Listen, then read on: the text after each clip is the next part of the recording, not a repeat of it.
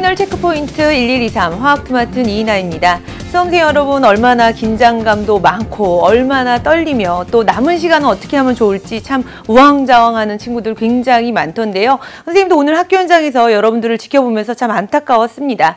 하지만요, 제일 중요한 건요, 남은 시간 동안의 자기 활용입니다. 내가 어떤 시간을 어떻게 활용을 하느냐에 따라서 여러분들이 다소 부족했거나 아니면 다소 미진한 부분을 좀 더 보완할 수 있는 그 적절한 기회라고 생각하시고 짜증내지 마시고요. 남은 시간 선생님하고 같이 한번 우리 전반적으로 수능화학 2를 준비하는 데 있어서 어떤 부분이 조금 내가 미비한지, 그리고 내가 어떤 부분을 좀 더 한 번 더 개념을 다시 한번 다잡으면 좋은지 지난 6월과 9월 모의평가를 바탕으로 해서 한번 선생님과 정리를 하는 시간을 가져볼까 합니다. 자, 여러분들 6월, 9월 우리 열심히 풀었고요. 마지막 순간까지도 모의고사 아마 열심히 반복 훈련했을 것입니다. 자, 선생님이 여러분들한테 어떤 내용을 어떻게 얘기를 해줄까 굉장히 고심을 참 많이 했는데요. 전반적인 건 평가원의 스타일과 평가원의 유형과 현재 내가 갖고 있는 그 개념이 동일시 되어야 합니다. 그 말은 뭐냐면 내가 무엇이 부족했고 그 개념에서 이 자료를 어떻게 도출하면 좋은지 그게 관건이거든요. 자, 따라서 선생님과 25분으로서 2강을 준비를 했는데요. 하나씩 주제별로 6월과 9월의 경향성을 살펴보면서요. 여러분들이 핵심적으로 체크해 두셔야 되는 거 다시 한번 정리해보는 시간 가져보시길 바랄게요. 자, 우리 기체 파트입니다. 물질의 상태와 용액에 해당하는 첫 번째 해당하는 단원으로서 분자 간의 힘에 해당하는 문제는 너무나 쉽기 때문에 그 부분은 여러분들한테 맡겨두고요. 자, 기체에 해당하는 기체의 성질. 많은 학생들이 이 기체 파트는 어려워하는 이유가 뭐냐 하면 상황에 대한 인지가 부족하죠. 자, 그러나 보세요. 6월 모의평가 때 6번 문제로 나왔던 이 유형. 자, 기체가 서로 반응하지 않은 경우에 있어서는 입자수의 논리로 가야 합니다. 다시 말해서 그 입자는 얘네들이 섞여도 그대로 유지된다라고 하는 그러한 설명이 될 텐데요. 자, 지금 어떤 상황에서 노출이 되어져 있는 거냐 하면 T1에 해당하는 요 압력계의 위치를 얼른 파악하시고, 자, 그 다음에 T1에서 콕을 누굴 열었는지, 그러면 누구와 반응하는지 그런 부분을 체크를 해 두셔야 합니다. 그래서 여기서 나타내는 그 압력은 무엇에? 입자수에 비례한다는 것이죠. 자, 따라서 압력과 입자수와 또 그들의 콕을 열면 공간이 바뀌기 때문에요. 자, 그들에 해당하는 관계, 그럼 당연히 이런 문제는요, 온도가 일정하다라고 반드시 제시를 해줍니다. 자, 온도 일정하다라고 하는 것은 PV는 nRT로부터 유출을 해서 그 개념 속에서 입자수에 어떤 관계가 있는지를 노출시켜라 라고 하는 내용이 될 것이고요. 상황은 어려워 보이고 복잡해 보이지만 그렇지 않다라는 거 알아두시면서 다시 한번 정리해보는 시간 가져보시길 바랄게요. 자, 마찬가지입니다. 9월에도 똑같은 유형이 나왔어요. 보세요. 아까와 상황이 달라 보여요. 얘는 쉽게 표현하면 가로로 돼 있고 9월은 세로로 되어 있는 것이지 상황은 똑같습니다. 무엇? A와 B, C 얘네들이 몽땅 서로 반응하지 않아요. 그럼 선생님이 아까 어디에서? 입자수의 관계에서 끄집어내라 라고 했던 설명 기억이 나실 겁니다. 자, 따라서 6월, 9월을 통해서 지켜본 기체의 성질 반드시 출제될 거라고 믿습니다. 선생님이 항상 여러분들한테 강조하는 설명 중에 하나, 하늘이 내린 시 무엇입니까? PV는 nRT가 되겠죠. 반드시 나옵니다. 반드시. 기체 파트는요, 선생님 나중에 화학평형 가서 설명하겠지만 화학평형에서도 응용할 수 있고 반응 속도에서도 응용할 수 있어요. 명심하세요. PV는 nRT, 대부분이 온도를 일정하게 주기 때문에 PV는 n의 관계로서 유출을 해야 하고 그것을 바탕으로 해서 화학평형에서도 입자수의 관계, 몰수의 관계가 압력과 부피의 곱으로 대변할 수 있음을 적용시키는 거 다시 한번 정리해 두시길 바랄게요. 자, 또 하나 많은 친구들이 선택지를 보면서 느낄 텐데 이 굉장히 부분압력 잘 나오거든요. 근데 그 부분압력을 일일이 하나하나 계산, 선생님이 여러분들하고 이제 쭉 1년간을 끌어오면서 항상 어떤 포인트를 많이 얘기하냐면 시간 싸움이다. 사실은요, 선생님도 여러분만큼 빨리 풀지 못해요. 20분 20문제를 30분에 푸는 거 굉장한 계산력입니다. 그러려면 전략을 짜야 돼요. 뭐? 부분압력 반드시 물어보거든요. 그럴 때 부분압력 일일이 계산하는 거 아니에요. 뭐를? 어떤 A의 부분압력 구해주세요 하면 반드시 전체 압력 줍니다. 그 다음에 거기에다가 무엇을? 그렇죠. 몰 분율을 곱해서 해당되는 부분압력 하는 거. 그럼 몰 분율은 어떻게 하나요? 몰 분율은요. 전체 입자수분에 해당되는 그 기체의 입자수예요. 우리는 좀 전의 상황에서 기체에 대한 상황이 그림이 이렇게 서로 다르게 나왔을지라도 얘네들의 상황에서 전체 압력과 각각에 해당하는 그들의 입자수의 관계로부터 부분압력 유추할 수 있음을 다시 한번 정리해 주시기 바라면서, 자, 피스톤, 최근에 사실 피스톤 원래 평가원이 이제 마음을 먹고 내가 어렵게 내겠다라고 잡고 있는 것 중에 하나가 피스톤이죠. 왜? 피스톤 학생들이 어려워요. 왜? 머릿속에 막 움직일 것 같거든. 근데 그렇지 않아. 그건 나한테 주는 힌트야. 무엇이냐? 피스톤을 경계로 해서요. 자, 양쪽의 압력이 어떻다? 그렇죠. 같다라고 하는 것을 주는 거예요. 자, 따라서 압력에 대한 힌트를 주었다라고 생각을 하셔서 절대 떨리지 말고 압력 양쪽이 같애라는 상황 설정 두는 거 잊지를 마시기를 바랍니다. 자, 요렇게 선생님이 기체에 해당하는 부분을 마무리 짓고요. 우리 액체 파트는 여러분도 알겠지만 간단하게 얘기하면 물입니다. 물. 그래서 물의 성질로 앞 페이지 1페이지에 해당하는 수소 결합으로 나타나는 특성을 보여주는 게 답안사예요. 쉽게 내겠다는 거죠. 그렇다고 그 개념 소홀히 하시면 안 되고 반드시 맞춰줘야 되는 문제인데, 선생님이 여러분들 이 중에서 9월 모의평가 때 소개되었던 10번 문제를 하나 갖고 왔어요. 얘는 액체 파트에 해당하는 부분인데 현재 액체가 끓는 점에 해당하는 내용으로부터 얘네들의 증기압력도 비교할 수 있고 얘네들의 주어져 있는 똑같은 시간의 온도 변화를 통해서 비열도 유추할 수 있는 그런 선택지로 물어본 독특한 문제여서 좀 이건 새롭다, 신선하다라는 생각에 이 문제도 잠깐 소개해 줄 테니까요. 다시 한번 복습해 주시고, 자, 우리 고체 파트로 넘어가도록 할게요. 우리 고체 파트에서는 6월과 9월 각각 한 문장이 출제가 되었습니다. 9월 모의평가는 수능 연계교재에서 그대로 수능 완성에 있는 문제를 그대로 갖고 왔고요. 사실 그 9월 모의평가 때 나왔던 문제는 수능에 나올 가능성은 없어요. 자, 그래서 6월 모의평가 때 나왔던 이 문제가 조금 더 신선해서 다뤄볼까 하는데요. 보세요. 고체 파트에 해당하는 내용은 항상 결정 구조를 다룹니다. 그런데 늘상 나왔던 게 식상했던 거야. 그래서 어떻게 했냐? 얘를 잘랐어요.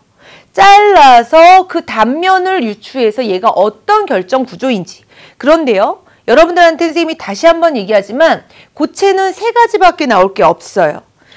고체 파트에서도 역시 마찬가지로 틀리시면 안 돼요. 먼저 이온 결정이 나올 수 있습니다. 이온 결정. 어떤 결정인지 몰라요. 하지만 명심하세요. 양이온과 해당되는 음이온의 입자수가 얼마만큼 존재하는지 카운트 하셔서, 자, 그때도 카운트를 할 때 우리가 일반적으로 여러분들이 알아야 되는 거 모설이냐 꼭지점이냐 아니면 면이냐에 따라서 주어져 있는 결정 안에서의 포함된 영역이 다릅니다.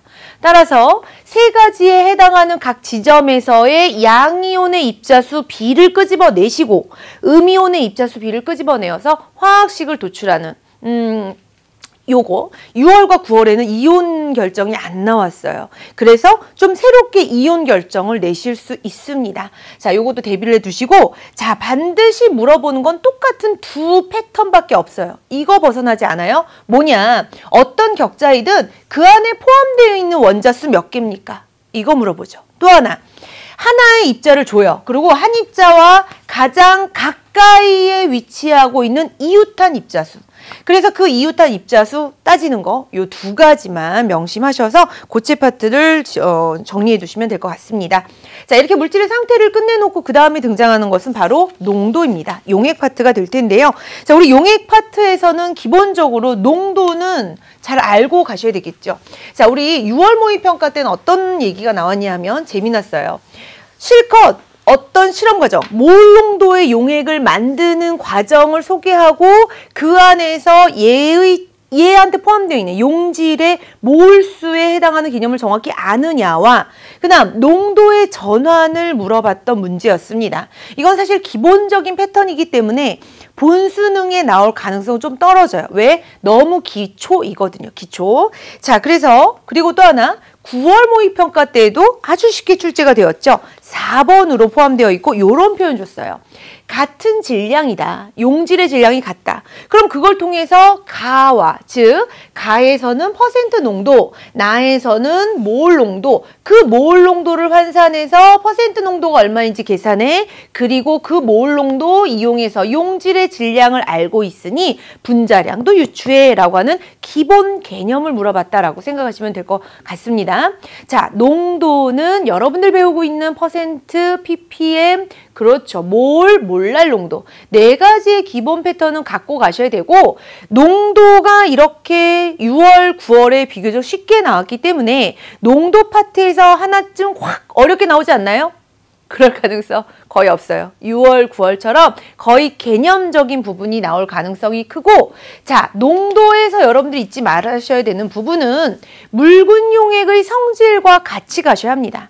자, 우리 묽은 용액의 성질에서 이번에 나왔던 문제는 6월 모의평가 때 이렇게 끓는 점 오름에 해당하는 내용으로 끓는 점 오름 상수를 비교하게끔 했던 새로운 유형 중에 하나였었고 역시 마찬가지로 대비해 두셔야 되는 묽은 용액의 성질이 되겠습니다.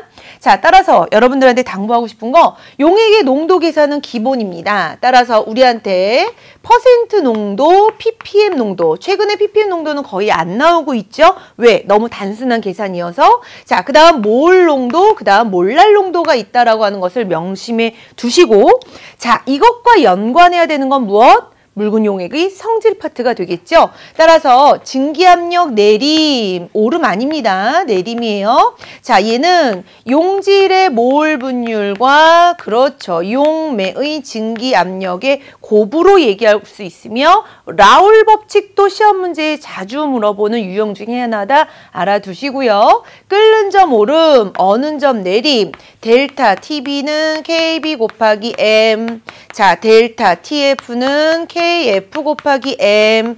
자, 그 다음 누구? 삼투압은 그렇죠. 파이는 CRT.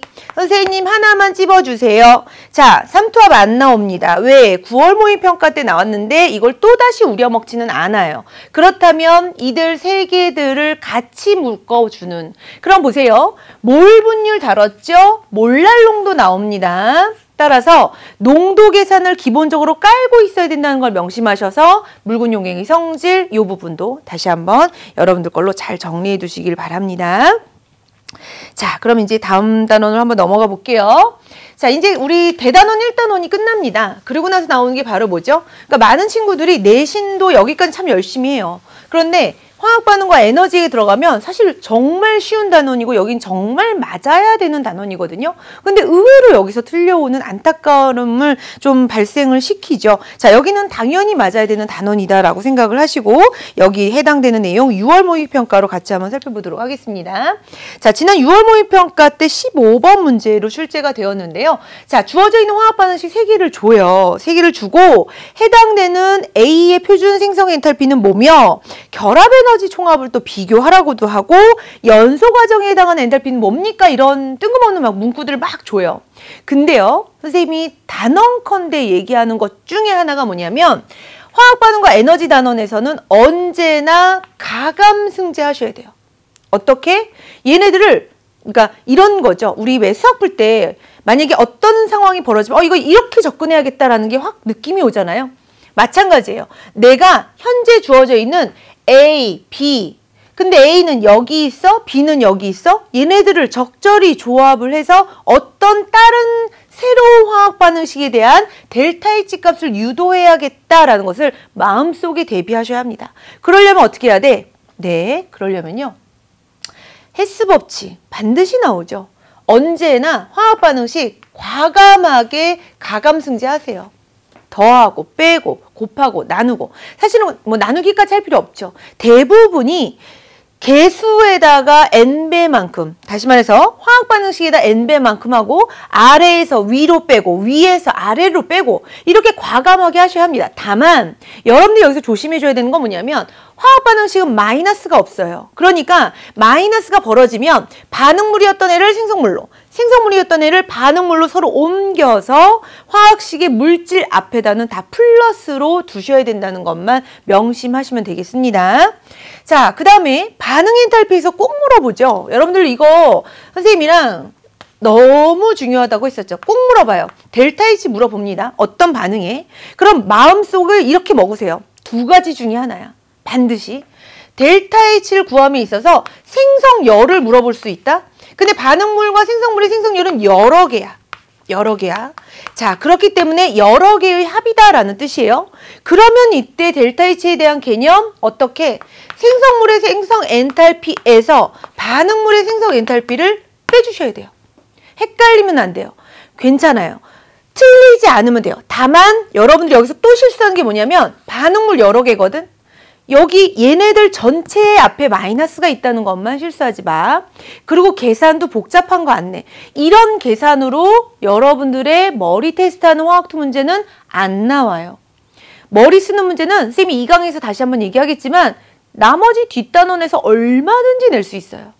여기 숫자에서 숫자 노르면 틀릴 만한 거 없으니까 자신 있게 도전하시고, 자, 결합 에너지로도 물어볼 수 있습니다. 결합 에너지. 반드시 정리 잘 해두셔야 돼요. 결합 에너지. 역시 결합 에너지도 반응물과 생성물의 결합 에너지 여러 종류가 있을 수 있으니 명심하기를 누구한테서 누구 거 빼는 거? 반응물의 결합 에너지 합에서 생성물의 결합 에너지 합을 빼주는 거. 여기까지 조심스럽게 선생님이 다시 한번 강조를 하면서 이거 선생님 시험 문제 나오나요? 당연히 나옵니다. 당연히. 10몇 번 구간에서 나올 거예요. 10번부터 15번 사이에 나옵니다. 꼭 알아두시길 바라고. 자, 우리 요 단원에서 또 등장하는 것 중에 새로운 내용이었죠. 교육과정 바뀌면서 등장한 거. 여러분들 후배들 2015 개정교육과정은 자유에너지가 빠졌습니다. 여러분들만 배우는 건데, 자, 우리 자유에너지 어떤 게 나왔냐면 9월 모의평가 때는 이제 15번도 나왔고요. 보세요. 자, 주어져 있는 가와 나에 해당되는 델타 G예요. 자, 그 다음에 이제 9월 모의평가 때 또다시 19번 저 뒷페이지에서 또 나왔어. 델타 H와 T1 델타 S 이렇게. 그래서 그때 해당하는 온도가 누가 더 높은지 상황 판단이었어요. 선생님이 이제 이 두 문제를 보면서 어떤 생각이 들었냐면 자유에너지는요. 여러분들이 이렇게 관점을 가지셔야 돼요. 그래프 해석 혹은 그래프 그리기. 그래프 해석은 무엇입니까? 자, 델타 G는 델타 H 마이너스 T 델타 S입니다. 그러니까 그래프 해석은 Y절편 기울기. Y절편은 델타 H. 되셨나요? 기울기는 뭐? 마이너스 델타 S. 그래서 우리가 현재 주어져 있는 부호를 판단하는 게 이 문제의 핵심이었던 거예요. 그리고 여러분들이 느낌이 오겠지만, 자, 대부분이 새로운 하나의 화학 반응 줘요. 가하고 나라고 실컷 해놓고 다는 안 줬어. 그건 뭔 줄 알아? 얘를 판단해서 다를, 그러니까 얘의 부호를 판단해서 다를 유추하라는 거. 이게 문제 내는 요령 중에 하나예요. 공부하는 요령도 마찬가지인 것입니다.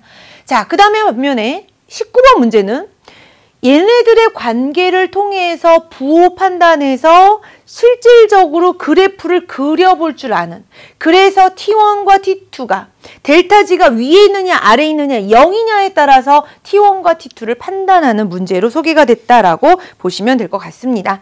자, 당부합니다. 반응의 자발성 나오나요? 당연하죠. 9월 모의평가처럼 2개 나올 가능성은 없고요. 하나는 나올 겁니다. 자, 반드시 요식 우려 먹으세요. 쌤이 우려 먹으라고 한 거 써먹으라는 겁니다. 자, Y절편, 기울기, 델타 S 아님, 마이너스 델타 S. 그래프로 나오든 표로 나오든 어떤 식으로 나오든 여러분들이 그래프를 해석할 줄도 알아야 되고, 해석한다는 거 부호 판단. 표가 나오면 그 표에서 나와 있는 그 데이터를 보고 그릴 줄 알아야 되고, 그래서 현재 이 상황에 델타 H와 T 델타 S에 있어서 델타 S의 값을 알아셔야 된다는 거. 그래서 부호 판단하는 것까지 해두시면요, 충분히 여러분들 해결할 수 있는 부분이니까 여기도 그렇게 어렵지는 않아요. 쉬운 문제로서 여러분들 정리해 두시면 될 것 같습니다. 자, 이렇게 이제 반응과 에너지에 대한 부분을 끝내고 2단원이죠. 3단원에 들어갑니다. 대단원 3단원에 들어가면 사실 화학투에 있어서 가장 빵빵한 녀석, 가장 많은 문항수가 나오는 것이 여기라고 할 수 있죠. 바로 화학평형입니다. 화학평형은요, 크게 테마를 두 개로 잡아요. 화학평형의 원론적인 것과 화학평형의 이용이다라고 해서 응용된 부분이라고 생각하시면 되는데요. 자, 화학평형에는 어떤 내용이 나왔는지 잠깐만 볼게요. 6월 모의평가 때는 아주 기초적인 거. 그래서 처음의 상태고 평형이 되었을 때 그럼 평형이 어느 방향으로 갔는지를 예측할 수 있죠. 그리고 평형 상태의 농도를 이용해서 그렇죠. 해당되는 평형상수도 유추할 수 있는 거예요. 이때 여러분들이 잊지 말아야 되는 건 앞에서 배웠던 자유에너지의 변화, 즉 델타G의 부호와 평형은 어떤 관계에 있느냐 다 아실 거예요. 평형일 때는 델타G가 0, 정반응이 우세할 때는 델타G가 0보다 작고 역반응이 우세할 때는 델타G가 0보다 큰 상황 하는 거 기본적인 걸로 역시 앞 페이지에 해당하는 문제로 출제될 수 있고요. 여기는 어렵지 않습니다. 절대적으로. 자, 그리고 나서 6월 모의평가 때는 또 이런 문제가 나왔죠. 앞서 얘기했던 건데 보세요. A가 B가 되는 상황이고 이때 평형상수가 주어져 있죠. 자, 그럴 때 평형이 되었다. 어느 점? 꼭지점. 자, 가장 델타G가 작은 델타G의 변화가 0이 되는 점이 화학 평형이 이루어지는 점인지라 그때의 몰 분율은 얼마입니까? 변화된 폭을 보면 돼요. 평형상수 이용하면 몰 분율도 역시 구할 수 있습니다. 각각의 평형이 되기 전과 후 자유에너지의 변화가 얼마인지도 부호 판단할 수 있어요. 기본적인 원리를 물어본다라고 생각하시면 될 것 같습니다. 자, 그런데 6월 모의평가 때는 이렇게 비교적 쉽게 출제됐고요. 그 다음 이제 9월 모의평가가 이렇게 출제됐는데요. 9월 모의평가를 같이 한번 잠깐 정리해 볼게요.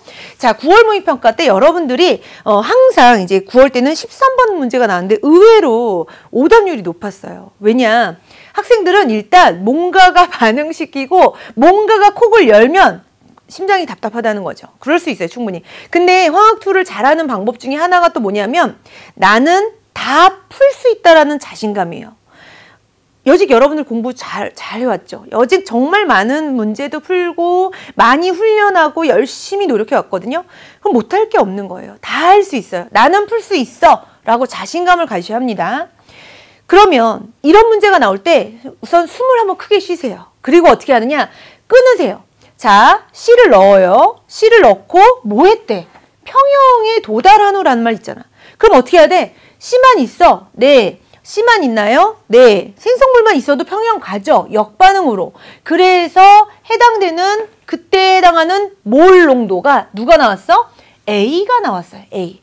그럼 A가 나왔다는 건 B도 얼마인지 알 수 있고 그럼 C가 어떻게 변화가 되었고 그래서 평형상수가 어떻게 될 건지도 유추해 볼 수 있어요. 자, 그 다음에 다음 거 콕을 또 열어서 충분한 시간이 지난 다음에 몰 농도를 구해요. 근데 여러분들이 이때 항상 이제 조심하세요. 평형상수는요. 몰 농도를 넣어야 합니다. 몰 농도를 넣는다는 건요. 부피분의 몰수인 거예요. 부피분의 몰수. 자, 이 문제의 핵심이 아주 멋있었었는데 부피 뭐가 됐나요? 전체 1에서 3리터가 됐어요. 그런데 몰 농도가 0.1이래요. 그럼 머리를 빨리 잘 굴릴 줄 아는 친구는 3리터일 때 0.1이라면 1리터일 때 얼마지? 얘들아, 몰수는 언제나 그렇지. 자, 그러면 3리터의 0.1 몰 농도라면 1리터에서는 0.3 몰 농도였을 거예요. 되셨나요? 자, 뭐죠? 몰수가 일정한 거죠. 몰 농도 곱하기 부피는 몰수였으니까. 그렇게 이용했다면 꼭 여기를 열어도 A의 몰수가 변하지 않아요. 그 말은 뭡니까? 콕을 열어요. 부피가 지금 늘어났어요. 그럼 평형이 자, 부피가 커지면 압력이 주니까 압력이 증가하는 방향 가야 하거든요. 압력 증가. 그럼 이거 어떻게 해야 되지? 기체의 개수 모르는데 자, 변함이 없습니다. 개수가 반응물의 개수합과 생성물의 개수합이 어떻다? 같다라는 거죠. 선생님이 하물며 학교에서 뭐라 그러냐면 얘들아, 개수 모르겠다고 나오지. 그러면 무조건 반응물 개수합 얼마? 2. 생성물 개수합 얼마? 똑같이 2라고 두고 풀고 시작해 라고도 얘기합니다. 왜? 거의 대부분의 경향이 이렇게 출제가 되고 있기 때문에. 그래서 조금은 위험한 발언이지만 정 모르겠어요. 그러면 이거 일단 여기 개수합하고 같이 두고 접근해 보세요. 그럼 거기에서 해결의 실마리가 나올 겁니다. 자, 화학평형 쉽게 나오지 않습니다. 쉽게 나오지 않은 상황에서 당황하면 더 못 풀죠. 그래서 여러분들한테 선생님이 얘기해주고 싶은 거, 자, 선생님 화학평형 그럼 어떻게 대비해야 될까요? 평형상수 구할 줄 알아야 되죠. 또 반응지수와의 관계가 어떠냐. 그러니까 뭐 누구를 얼마 넣었어, 누구를 어떻게 변화됐어. 그럼 반응지수가 달라질 거 아니에요. 그럼 그 반응지수를 구해서 현재의 평형과 어떻게 다를 건지. 그럼 그때 자유에너지의 보호는 정반응 갈 건지 역반응 갈 건지에 따라서 부호를 판단하는 것까지 알아두시고, 평형의 이동, 르샤틀레 원리는 100% 나옵니다. 100%. 이거는 여기에서 세 문제까지도 나오죠. 두세 문제 반드시 나오거든요. 하나 쉽게, 하나 어렵게, 혹은 두 개가 어렵게 나오는 단원이 여기에요. 그럼 어떻게 해야 돼? 개수관계를 이용해서 현재 내가 이 평형을 건드리면 어디로 이동할 건지 그런 부분도 다시 한번 정리를 잘 해주셔야 되겠습니다. 자, 선생님이랑 25분으로 한번 6월, 9월을 정리해보고 있습니다. 다음 강의인데요. 다음 강의에서는 나머지에 해당하는 단원 다시 한번 정리해 주도록 하겠습니다.